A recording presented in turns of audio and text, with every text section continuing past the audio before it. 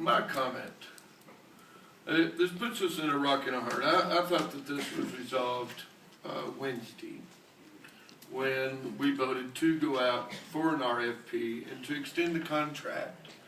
And my understanding, because it's been, and maybe it was my assumption and not understanding, but that if there was going to be an extra fee or some type, I do not remember Mr. Ellis saying that accept the contract and go out for bid. I just remember us deciding that we would go out for an RFP and reject the contract as written.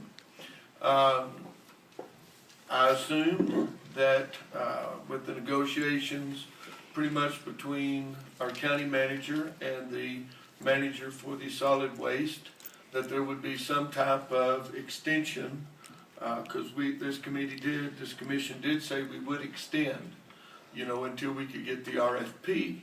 What I did not think, and I still think it was highly irresponsible, a hostage situation, was the following morning's paper when it was going to be shut down, that June 30th everything would be. We got a schedule of what could be collected and what couldn't be collected, and then people a certain day would have to go out to the landfill to drop off their trash.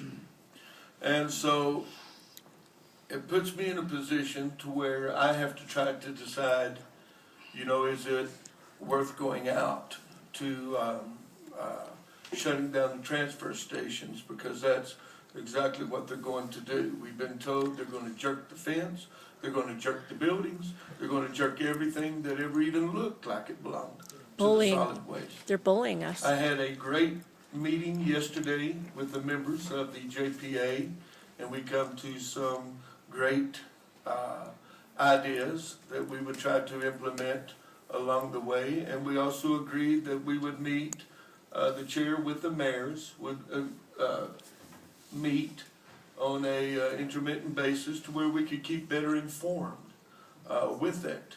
Now, we have been told 30 days. I've been told by 4 board members, including the vice chair and also the chair, that we had 30 days that we could stop this contract at any time.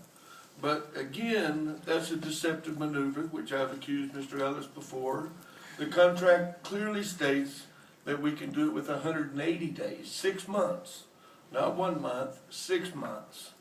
So if we was to extend the contract and we would get the bids in and decide to do something, then we would have to give written notice as to we intend to change to another contractor, which could prolong it on into another 6 to 9 months before we could ever get another contractor to come in here. So the dilemma that I have is that I care about the county, as evident that Mr. Ellis and the solid waste apparently does not. Exactly. Because we are willing to shut it down. I'm taking my toys and I'm going home. Right. If you don't do what I say, then that's the way it's going to be. Bullying. And so I have to decide whether or not what's best for the county. I have to decide with my fellow commissioners as to what's best for the county.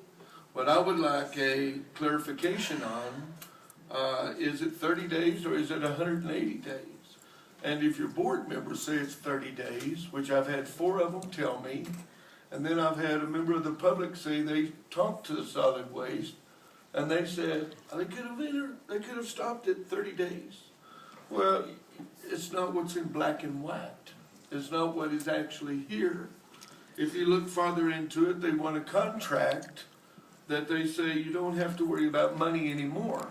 But if you look farther into the contract, it states that the fees that are collected and what this $850,000, the difference between what the fees are collected and the $850,000, the county will be responsible for.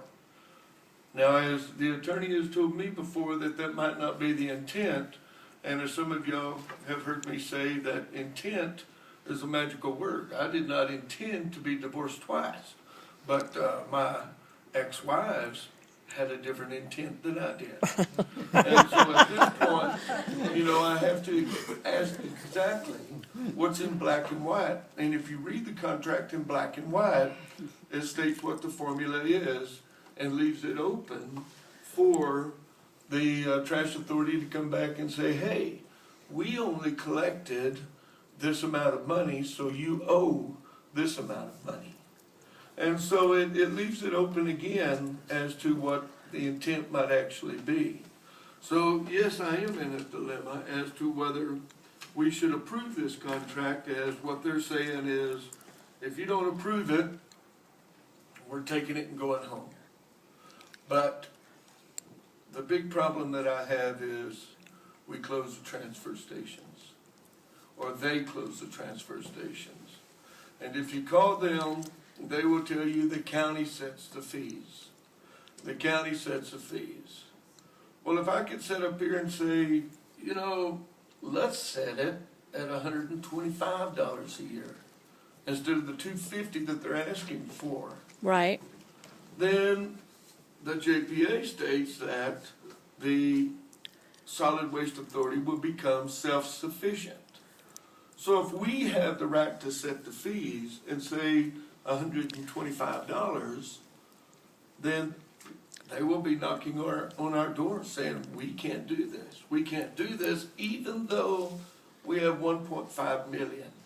They tell me that the DFA is the reason that they cannot transfer money from the landfill to the transfer stations. I spoke maybe with 5 different people from the DFA and have had never heard of this. They don't care as long as what the payment is made, and that's made out of the gross receipts tax that every one of the communities is pledged. I have a problem with this contract because I was told that there is a little bit of rift between Willard and the rest of the board or the management. And so for punishment, or however you want to perceive it, Willard no longer receives any type of service. Even though they're a member of the JPA, they have no transfer station. They don't know what to do with their trash. Now, we can pay $68,000 secretaries, but we cannot put somebody from Willard to manage a transfer station for 3 days a week. And so if you fly over Willard, it looks like the trash dump for Torrance County.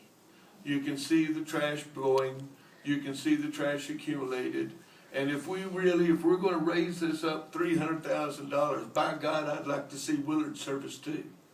I would like to see more people being able to get what they're paying for. So, that's my public comment.